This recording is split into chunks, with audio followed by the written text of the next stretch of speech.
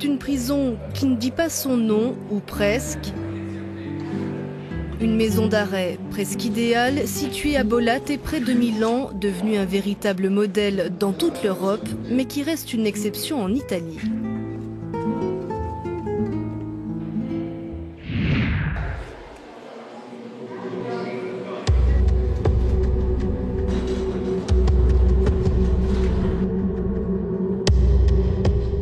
Ici, dans la prison de Regina Coeli à Rome, les détenus passent le plus clair de leur temps à l'extérieur depuis qu'une réforme autorise l'ouverture des cellules en journée. Grâce à des peines alternatives, plus de 10 000 prisonniers sont sortis du système carcéral, mais les structures, elles, ne suivent pas.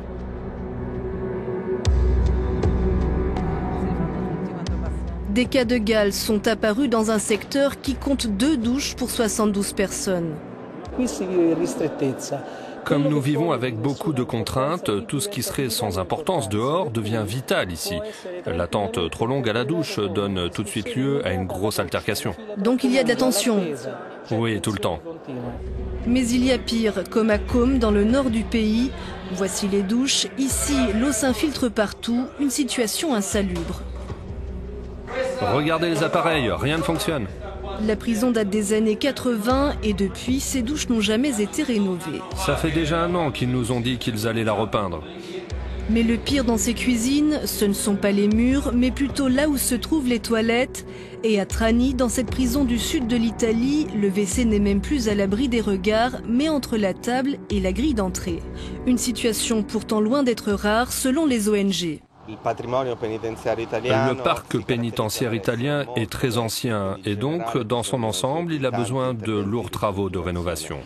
Les nouvelles installations ne sont pas issues d'une planification à long terme, car elles sont, pour partie, une réponse à l'émergence de la surpopulation carcérale de ces dernières années. À Côme, 3 détenus se partagent une cellule prévue pour une personne. Les détenus disposent souvent de 3 à 4 mètres carrés chacun, même si la loi italienne exige 3 fois plus d'espace par personne.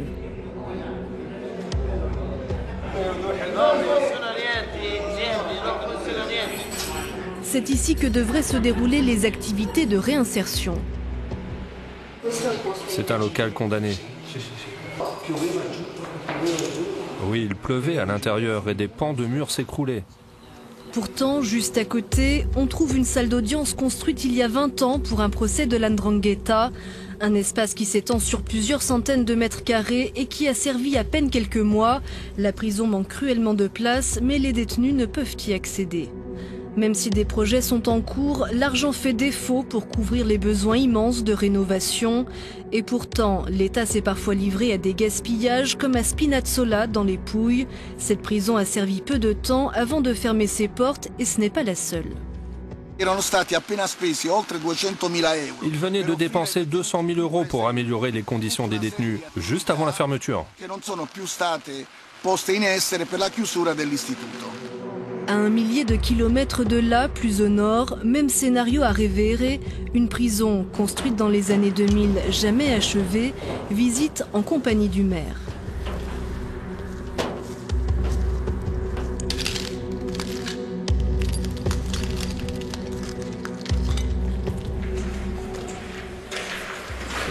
Celle-ci aurait dû être une cellule avec sa salle de bain. Aujourd'hui, tout est à l'abandon. Le bâtiment, globalement, a déjà coûté près de 2,5 millions d'euros.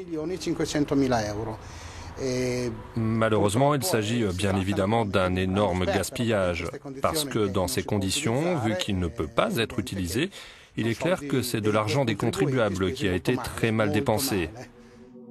La plupart des structures datent de plus de 100 ans. À cela s'ajoute le problème de la prise en charge des détenus.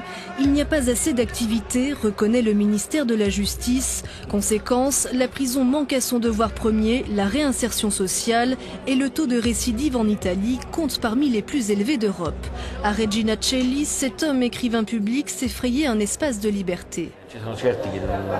Il y en a qui ne savent pas écrire, alors j'écris pour eux des courriers pour leurs différentes demandes et leurs requêtes. En faisant cela, j'ai pris la main et maintenant on peut dire que je suis presque devenu un avocat.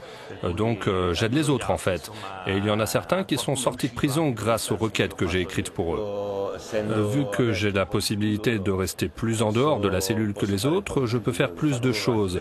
Beaucoup ici restent dans leur cellule toute la journée et ne savent pas quoi faire d'autre. À quelques dizaines de kilomètres de Rome, à Latina, 144 détenus logent dans cette prison dotée pourtant de 76 places selon les normes en vigueur. La directrice a réussi à aménager un modeste gymnase grâce à des dons privés, mais cela reste loin d'être suffisant. L'année dernière, on a reçu 1 000 euros à peu près, 1 070 euros. 1 000 euros pour toute l'année? Oui, pour toute l'année, pour les activités éducatives. Et d'ailleurs, nous devons nous occuper de la réinsertion des détenus. Cela veut dire moins de 10 euros par an pour chaque détenu. Et avec ça, vous devez faire les activités d'éducation et de réinsertion. Oui, c'est pour cette raison que nous avons maintenant recours aux bénévoles. Nous en avons plus de 50 qui nous aident, mais ce n'est pas suffisant. Donc sans bénévoles, vous ne pouvez rien faire? Rien. Malgré les difficultés, de petits miracles se produisent parfois à Latina. Par exemple pour cette détenue qui a appris à lire et à écrire en prison. Je ne savais rien de rien. Et maintenant, avec l'enseignante, j'ai appris. Il a fallu un peu de temps, mais j'ai réussi. Maintenant, vous avez quel diplôme? Le brevet. Oui, il me le donne lundi. Je l'ai dit à ma nièce. Elle m'a répondu, c'est super, c'est la plus belle lettre que tu m'aies écrite, puisque tu l'as écrite avec tes propres mains. Je suis émue car j'y tiens pour mes neveux. On croise aussi des prisonniers âgés, mais leur place est-elle vraiment ici? Si le détenu n'a pas de domicile fixe ou être assigné, il doit rester en prison, faute de structure d'accueil. Nous sommes devenus la poubelle de tout ce qu'on ne veut pas voir dehors. Donc tout ce qu'on ne veut pas voir dehors, on le trouve en prison, forcément. Ce sont les malades mentaux, les personnes âgées, les SDF, toutes les situations un peu critiques.